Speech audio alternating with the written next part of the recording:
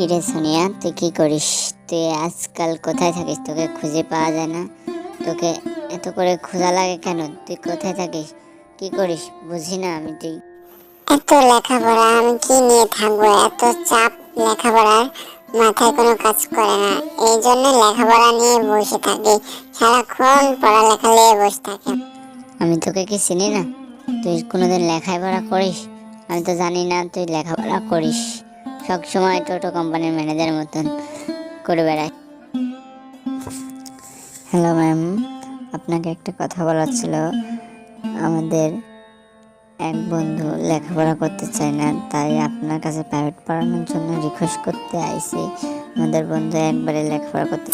হ্যাঁ, শেখাবো না কেন? শেখাবো, সব বিষয় শেখাবো, ইংরেজি বাংলা সব কিছু শেখাবো। তোমার বন্ধুকে কালকে নিয়ে আসবা, আমি কাল থেকে ক্লাস করাবো।